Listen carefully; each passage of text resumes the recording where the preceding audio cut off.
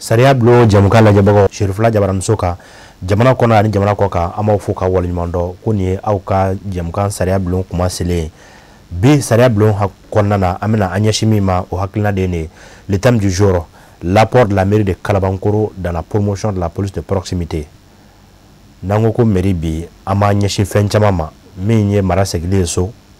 mara cɛbɔli nin bɛɛ lajɛlen ye hakilinaw ye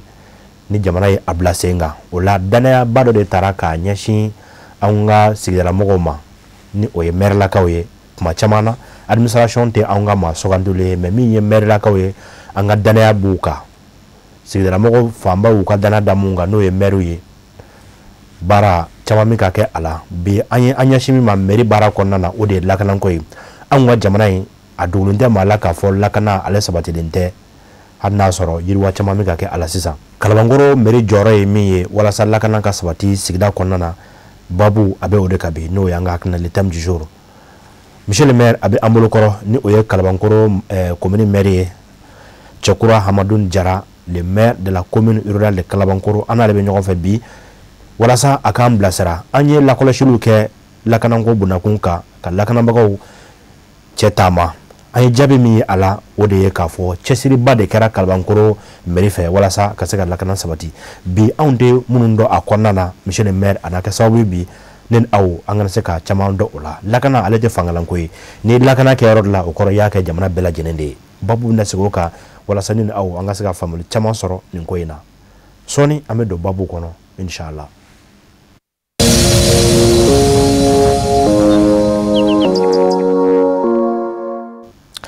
Monsieur le maire an bɛ fɔ k'i waleɲuman dɔn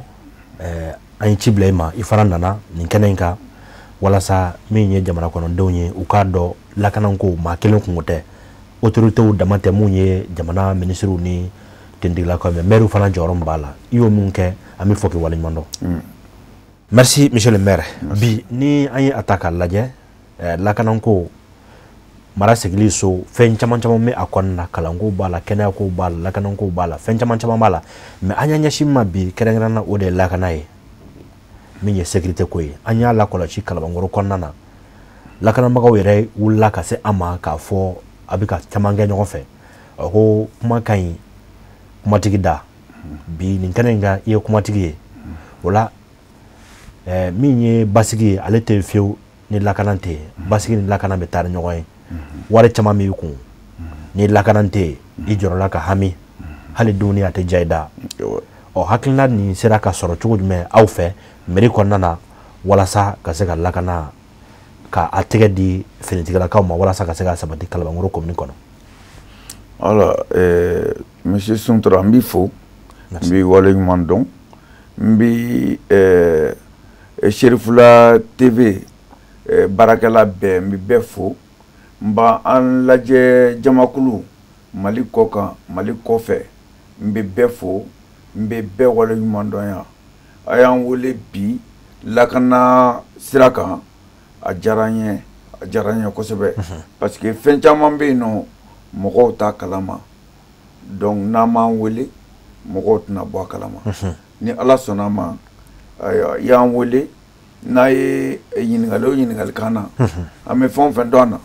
an b'a jaabi ni Ala sɔnna a ma. A diyara n ye ni an donna lakanako in kɔnɔna na n dalen b'a la k'a fɔ sani jamukan ka ban maaw na caman faamu a kɔnɔna na lakana Mali bɛɛ lajɛlen kɔnɔ jango Kalabankoro commune kɔnɔna na aw sen donlen nin baara in na hakilina in nana ta cogo jumɛn na. Voilà i ni ce Suntura hali bi donc Kalabankoro ni yɔrɔ caman tɛ kelen ye ka da kan Kalabankoro n bi Bamakɔ bi Kalabankoro commune kɔnɔna de la n'i y'a lajɛ an ni Bamakɔ commune yɔrɔ caman bɛ yen nɔ an bɛ dan bɔ donc kuma dɔw i bɛ don Kalabankɔrɔ yɔrɔ dɔw kɔnɔ ka bɔ o kɔnɔ ka don Bamakɔ kɔnɔ ka tila ka bɔ Bamakɔ kɔnɔ ka tila ka taa don Kalabankɔrɔ kɔnɔ donc o b'a jira an bɛ Bamakɔ périphérie de la Bamakɔ fɛn caman de bɛ an kɔnɔ mɔgɔ caman bɛ yen nɔ minnu bɛ baara kɛ Bamakɔ kɔnɔ mais u siyɔrɔ bɛ Kalabankɔrɔ de donc o kɛra sababu ye a ye lakanabaliya a ye bandiw siyɔrɔ k'o kɛ Kalaban ye ni bandiw siyɔrɔ kɔni yɔrɔ min ye o y'u tiɲɛnikɛ yɔrɔ de ye o donc o de sababu la ani an ka sugu caman dilanla Kalaban kɔrɔ a bɛ sugu 12 bɔ u bɛɛ daminɛna mais a si ma laban donc n'a ma laban mɔgɔ tɛ sugu kɔnɔ sow jɔra yen nɔ a kɛra bandiw siyɔrɔ ye donc so caman bɛ Kalaban kɔnɔ tuguni minnu daminɛna a sow ma laban donc o bɛɛ ye bandiw siyɔrɔ de ye donc bandiya bonyana Kalaban kɔnɔ fo ka taa waranda donc o de kɛra sababu ye an yɛrɛ ye idée sɔrɔ k'a fɔ an ni finitigilakaw an k'an tɛgɛ di ɲɔgɔn ma pour que an bɛ se ka lakanabaliya kɛlɛ cogoya min na an ka commune kɔnɔ. A diyara n ye monsieur le maire anw ka radio so la ni o ye radio La Voix du Citoyen aw ka Kalabankɔrɔ yɛrɛ commune kɔnɔna na an bɛ jamukan kɛ yen min ye lakanabulon yɛrɛ ye jamukan tɔgɔw ye o la ni finitigi caman ye jamukanw k'a kɔnɔna na brigade de recherche yiriw droite a bɛ Kalabankɔrɔ commune kɔnɔ an ser'u ma u ye kuma caman fɔ an ɲɛna ladilikan siraw fɛ commissaire sira fɛ de façon générale lakanabagaw u ye kunnafoniw d'a ma ka kibaruw d'a ma k'a fɔ i ka dɛmɛ b'u yɔrɔ kosɛbɛ o dɛmɛ in bolodi ɲɔgɔnma na o nana na cogo jumɛnw na ale dɛmɛ sugu jumɛnw de don. Voilà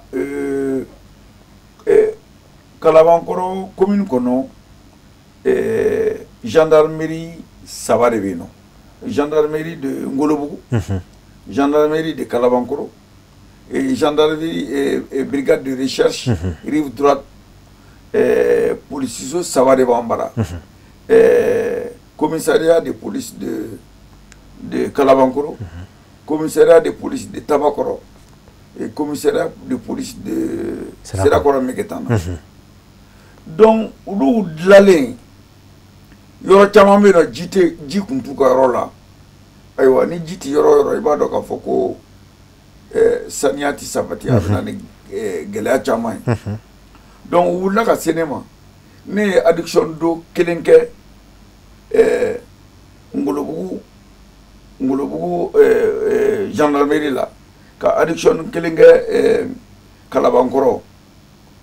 gendarmerie la ka adduction do kelen kɛ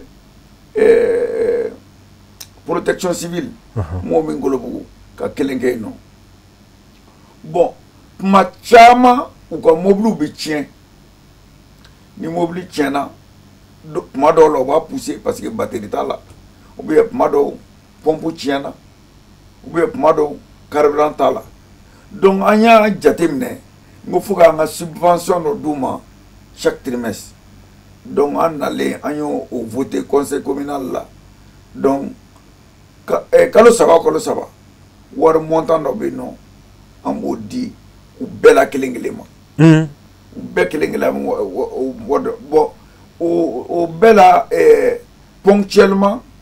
problème dɔw bɛ se ka k'u la dɔ ka batterie bɛ se ka tiɲɛ dɔ ka pompe bɛ se ka tiɲɛ mobili pompe bɛ se ka tiɲɛ ou bien dɔ ka mobili bɛ se ka accident kɛ donc an y'u dɛmɛ nin bɛɛ la dɔw ka mobili bɛ accident kɛ dɔw ka batterie bɛ tiɲɛ ou bien dɔw ka pompe démarrage fɛngɛ bɛ tiɲɛ an b'a dilan en même temps papier bɛ se ka dɛsɛ yɔrɔ dɔ la ou bien u ka imprimante ma ɲi ou bien photocopie ma tiɲɛna donc an b'u dɛmɛ nin bɛɛ sira kan quoi donc selon les cas en tout cas o t'a bali trimestriellement an bɛ wari dɔ d'u ma mais mun ye Kalabankɔrɔ commissariat de police yɛrɛ ye kalo saba pour que u ka se ka mobilité kɛ ka ɲɛ an bɛ wari montant dɔ d'u ma pour que u ka se ka u kɛ carburant ye k'u ka fɛngɛ kɛ a wari bɛ taa fo miliyɔn 3 ani tila la kalo saba a diyara n ye monsieur le maire an ye faamuyali sɔrɔ ninnu na mais nin kɔfɛ sisan lakana sira kan u nana ni hakilina min ye n'u k'a ma ko police de proximité narima la k'a fɔ a ka nin action bɛ t'o sira fɛ mais polisiw yɛrɛ bɔra nin studio kelen kɔnɔ nin sigiyɔrɔ kelen na k'a fɔ walasa lakana ka sabati fɔ ka sigidalamɔgɔw yɛrɛ sen don u ka lakana na kunnafoni caman bɛ yen olu bɛ bɔ a kalama ala ni population ka dɛmɛ siraw fɛ o population in Kalabankɔrɔ commune kɔnɔna na est ce que mairie dɔrɔn de bɛ ka nin kɛ wa walima a ye mɔgɔ wɛrɛw sen don a la mun ye population civile ye i y'a fɔ cogoya min na lakana finitigilamɔgɔw dɔrɔn n'a dannu dɔrɔn ma ayiwa lakana tɛ sabati ka ɲɛ bamananw b'a fɔ ko dunan ɲɛkisɛ ka bon mais a tɛ bɛrɛ ye c'est à dire que n'u ni dugulamɔgɔw yɛrɛ tɛgɛ bɛ ɲɔgɔn bolo a ka ca ala fɛ ayiwa fɛn caman bɛ ɲɛ donc anw ka commune kɔnɔ anw ye comité dɔ sigi n'an y'a fɔ ma comité consultatif de sécurité de la commune de Kalabankɔrɔ o comité la mairie mɔgɔw b'a la polisi b'a an fɛ yen nɔ olu b'a la gendarmerie mɔgɔw b'a la société civile mɔgɔw b'a la CNJ b'a la AIM b'a la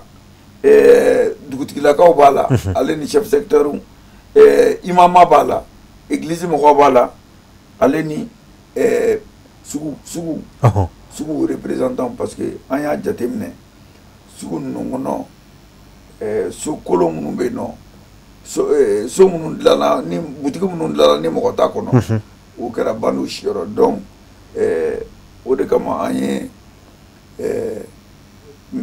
sugulamɔgɔw don a la mais a kun ye jumɛn parce que dugu kɔnɔ ni fɛngɛ dɔ yera yen nɔ mun ti ko kɔrɔlen ye ko o ye ko kura ye k'u ma faamuyali k'a la donc o comité mɔgɔw bɛ se an ma ou bien u bɛ se finitigilakaw ma k'a ɲɛfɔ ɲɛ k'a fɔ anw ye nin fɛngɛ in ye yan nɔ nin kun tɛ taa nɔ dɛ nin bɛ yen nɔ dunan dɔ donna dɔw bɛ yan nɔ ayiwa u t'an ka kan fɔ mais u t'i ye tile fɛ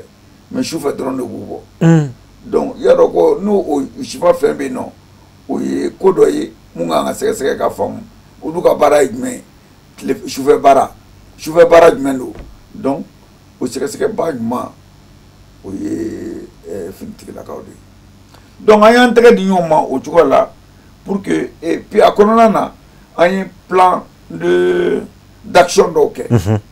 o plan d'action ninnu kɔnɔna na il faut que cadre de concertation ka sɔrɔ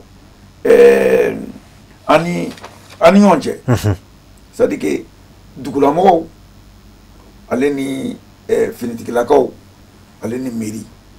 kafo ani denmisɛnw ani mairie ani finitigilakaw donc mɔgɔ o mɔgɔ selon i ka secteur d'activité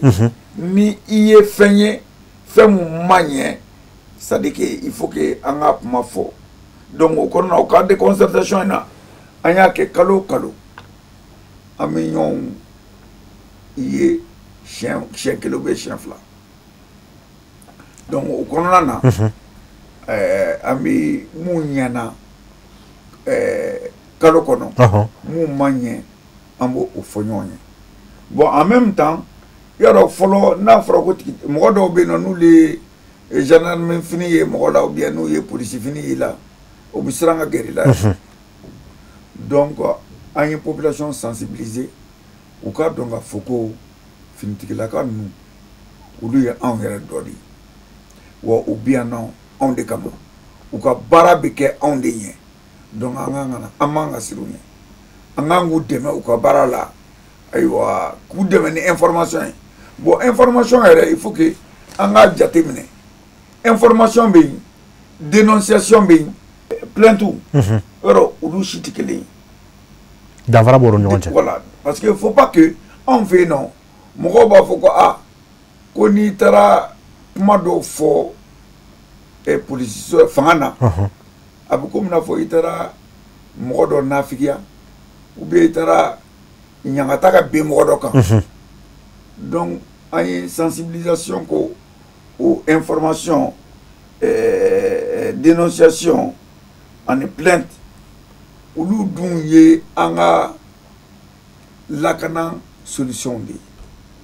faut pas que mɔgɔw k'a miiri traditionnellement k'a fɔ ko n'i ye o kɛ a bɛ ko n'a fɔ i ye fɛn kɛ fɛn mun ti fɛn tilennen an ka société kɔnɔ non mais o tɛ i t'a dabɔ foyi kama ni ayiwa mɔgɔw ka se ka faamu finitigilamɔgɔw ka se ka faamuyali kɛ k'u dɛmɛ pour que u ka se ka anw yɛrɛ dɛmɛ ka an ka lakana donc bon maintenant anw fɛ yen nɔ Kalabankɔrɔ anw ka sira ka dɔgɔn jama ka ca donc a kɛra sababu ye an ka siraw kan accident ka ca kojugu donc an ye o yɛrɛ komi mɔgɔ dɔw bila sen kan minnu bɛ hakili jagabɔ kɛ pourquoi comme an bɛ se ka baara kɛ cogoya min na dɔ ka bɔ o sira kan ka saraw la donc sugu 12 minnu b'an bara an ka essayer également k'olu suguw dilan parce que ni butigiw dilanna ko mɔgɔw donn'a kɔnɔ a bɛ kɛ sababu ye alors fɛn tɛ mɔgɔw sɔrɔ bon cadre de concertation in na kalo o kalo an bɛ ɲɔgɔn ye mais an kan ka ɲɔgɔn ye trimestriellement également kalo saba an bɛ ɲɔgɔn ye toutes les parties donc pour que ayiwa an ka se ka an ka sigida fɛn minnu kɛra o kɔnɔna na ni an sera ka mun dankari kɛ fɛn minnu na an ma se ka dankari kɛ fɛn minnu na an k'o dɔn donc an ka baaraw kɛra o cogoya de la mais an kɔni b'a kan mais an ma se ka a bɛɛ kɛ fɔlɔ parce que an kan ka comité sigi comité ninnu comité belebeleba bɛ yen nɔ mais comité fitinin ninnu kan ka sigi yɔrɔ caman na o baara ma se ka kɛ fɔlɔ voilà. A diyara n ye monsieur le maire ni an segira ka na halisa aw ni finitigilamakaw ka bolodiɲɔgɔnma in na dɛmɛ siraw caman nana mais n'a fɔra ko e ka bilan fɔ bi tɛgɛdiɲɔgɔnma in kɔnɔna na a nana wolofɛn mun na min ye lakana sabatili ye tuma bɛɛ an b'a mɛn k'a fɔ cɛnnikɛlaw kun taara u da Kalabankɔrɔ yɔrɔ dɔw la commissariat de Kalabankɔrɔ Sirakɔrɔ Mɛgɛntana o n'a ɲɔgɔnnaw ka fara gendarmerie kan an b'a mɛn tuma bɛɛ k'a fɔ ŋana dɔw ye cɛnni kɛ mais n'u tɛgɛ da u kan o ko ninnu na n'i ma kɛ gonalako ye a nana cogo jumɛn i bɛ se ka bilan jumɛn fɔ o la. non nin yɔrɔ in na an b'an ka polisiso mɔgɔw b'u fo kojugu mɔgɔ mɔgɔ ye tiɲɛni kɛ Kalabankɔrɔ a bɛ mɛn de sinon tɛgɛ bɛ di kan dɛ a ma mɛn Kalabankɔrɔ sugu la jeune 3 u nana ka na butigi dɔ attaquer tile fɛ arme de guerre de tun b'u bolo u nana butigi attaquer u donna butigi kɔnɔ dɔrɔn u ko fɛngɛ tun bɛ yen nɔ u ye courant tigɛ fɔlɔ parce que caméra tun bɛ yen nɔ donc u kɛlen ka courant tigɛ u ye caméra ninnu bɛɛ désactiver u kagulelen don u kɛlen ko désactiver ko bɛɛ ka i da duguma bɛɛ y'i da duguma ayiwa u kan ka minnu ta u y'olu ta donc u taatɔ sisan u ye kisɛ ci fan caman mais entre temps an ye gendarmerie mɔgɔw wele mais sɔnni ka se ninnu taara u taatɔ u ye kisɛ ci kisɛ cɛnni dɔ sɔrɔ k'a bɔnna nin na ayiwa a ye une semaine ɲɔgɔnna kɛ o mɔgɔ kelen ninnu u ye tiɲɛni kɛ Sirakɔrɔ Mɛgɛntana donc yen nɔ tuguni u y'u ɲini mais u minɛnen a dɔnna de k'a fɔ mɔgɔ minnu ye tiɲɛni kɛ Kalabankɔrɔ sugu la o mɔgɔ kelenw de ye tiɲɛni kɛ Sirakɔrɔ Mɛgɛntana Kalabankɔrɔ polisiso mɔgɔw olu ye tɛgɛ da kan du kan a kɛra Kɔnpol Tijani Kulibali tile la bon o ka bɔ yen nɔ u ye fɛn wɛrɛ kɛ tuguni cɛ dɔ bɛ yen nɔ a bɛ sugu la a y'a ka butigi datugu vers les 23h minuit butigi datugulen u y'a dɔ f'a bɛ taa ka so waati min na a sera a ka so k'a bɛ dayɛlɛ ka don u ye kisɛ ci a la saki min b'a bolo wari tun b'a kun u taara n'a ye f'a ka da la u y'a dɔ f'a ka da la donc o yɛrɛ a ye kalo kelen ɲɔgɔnna kɛ u ye tɛgɛ don o kan u ye tɛgɛ don o yɛrɛ kan u taara non a ka ca ni ko k'an ma fɔ sisan waati ko bɛ voilà sinon Kalabankɔrɔ mɔgɔ o mɔgɔ tiɲɛni kɛ Kalabankɔrɔ a mɛnna cogo cogo i bɛ minɛ Tijani tile la 4 heures du matin ale ka mɔgɔw bɛ bɔ depuis 22 heures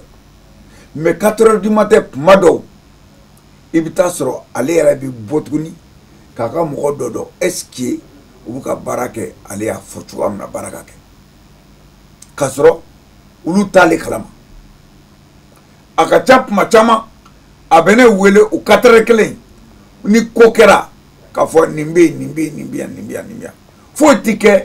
Kalabankɔrɔ kɔnɔna na semaine kɔnɔ ni débriefing na n'a ma bɛɛ fɔ anw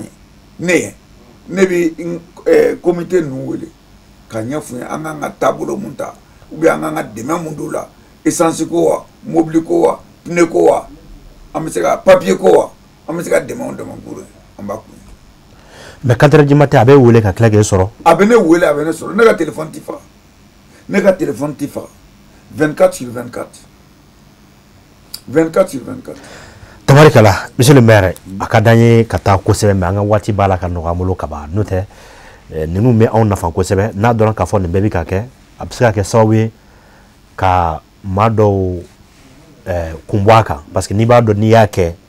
sini ma sinikɛnɛ ma tɛgɛ bɛ da i kan maa minnu fana tulo b'an na a na kɛ jasigi k'a fɔ Kalabankɔrɔ kɔnɔ ja an tɛ minnu kalama nin bɛɛ bɛ ka kɛ gundo la walasa k'an ka lakana sabati an b'a fɔ aw ni ce mais ni bɛɛ lajɛlen an y'a ta k'a lajɛ k'a fɔ ninnu kɛra i ka commune kɔnɔ finitigiw fɛ ni exploit ninnu ni jaabi mun yɛrɛ la a bɛ mun yɛrɛ kɛ la quel sentiment vous avez? Bon ne yɛrɛ fɛ kɔni ne comblelen don n bɛ content ka da kan ayiwa an ka finitigilakaw u ka assise malgré que moyen bɛrɛ t'u bolo mais u bɛ résultat mun kɛ vraiment a bɛ mɔgɔ hakili sigi a b'a to mɔgɔw i bi yaala an ka commune kɔnɔ i hakili sigilen bɛ fɛngɛ parce que basigi bɛ ka na dɔɔni dɔɔni donc a b'o sentiment diya k'a fɔ ko franchement on peut être fier de nos policiers. a faamuna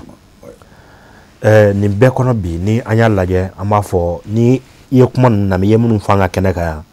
an b'a dɔn k'a fɔ nin ye fɛnw ye minnu bɛ se ka vérifier kojugu voilà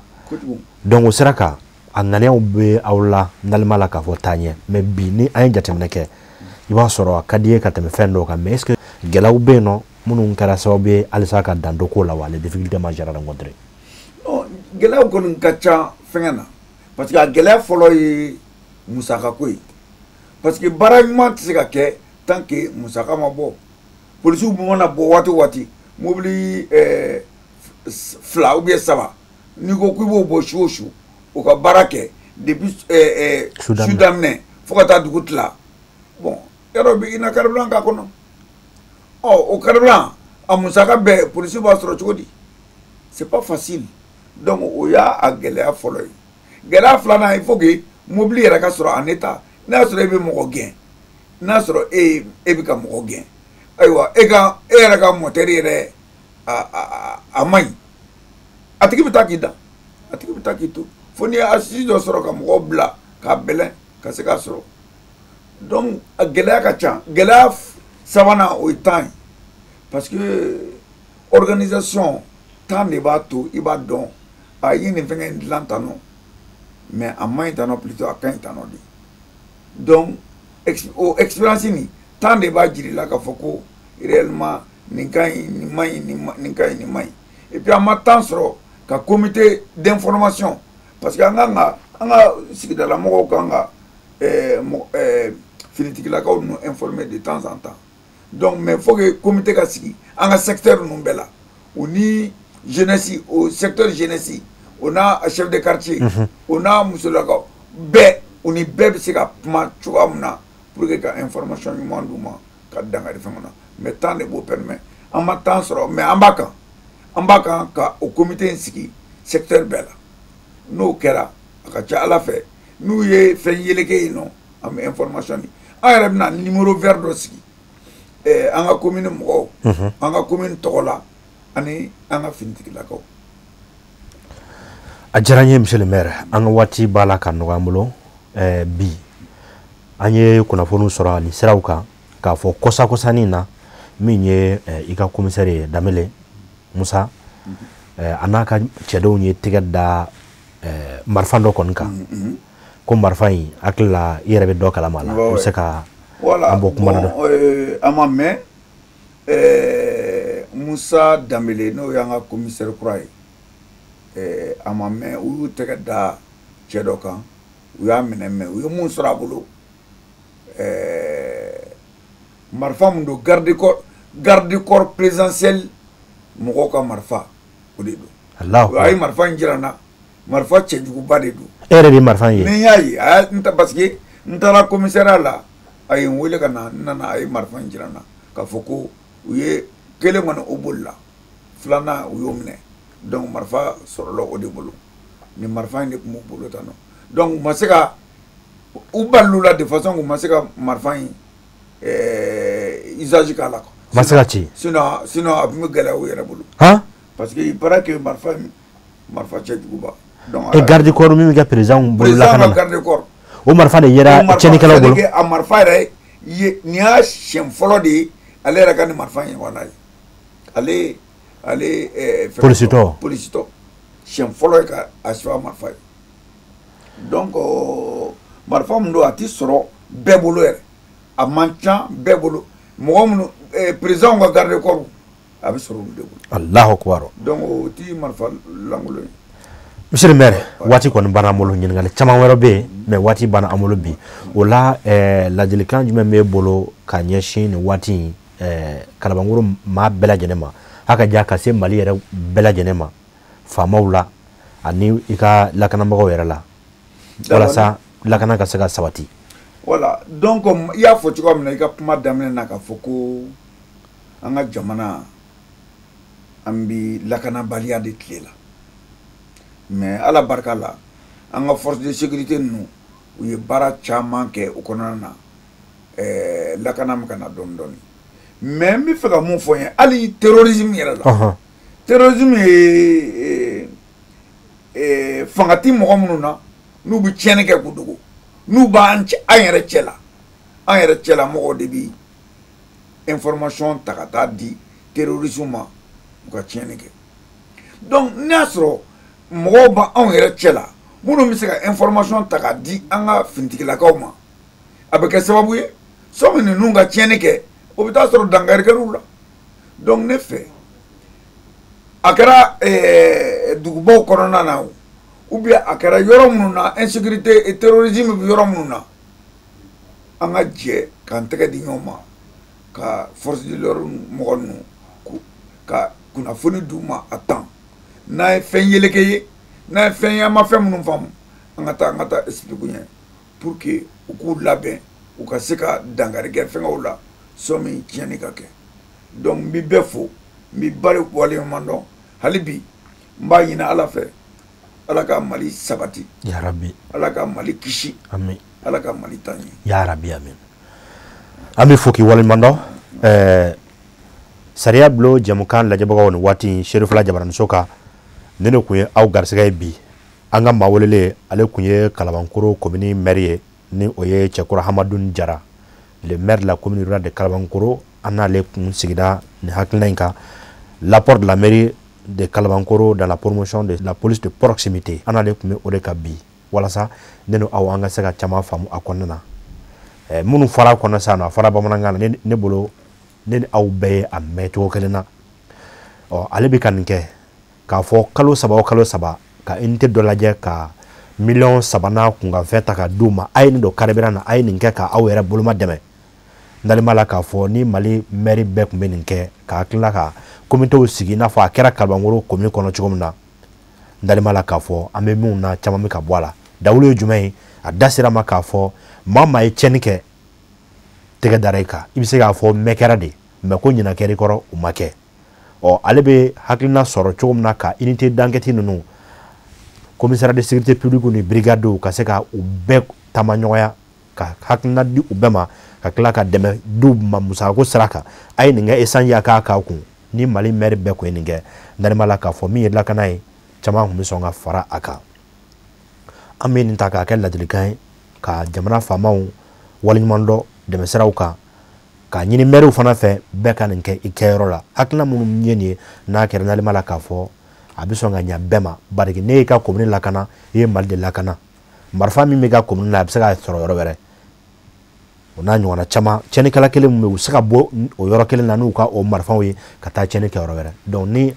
an y'an tɛgɛ di ɲɔgɔn ma ani finitigilakaw ka ɲɔgɔn dɛmɛ narima la k'a fɔ Mali a na kɛ jamana ye lakana sabatilen don jamana min kɔnɔ o de bɛ dansigi bi jɛmukan sariya bulon na waati wɛrɛ a da sera ko min ma ni o ye kasara caman ye Kalibankoro kɔnɔna na an ka universitéw ni senu yɛrɛ bɛ yen nɔ disposition mun tar'o la don nataw la ni monsieur le maire na sigi o kan ne b'a fɔ la a ka mɛn dibara salamu alaikum warahmatulahi taala wabarakatuh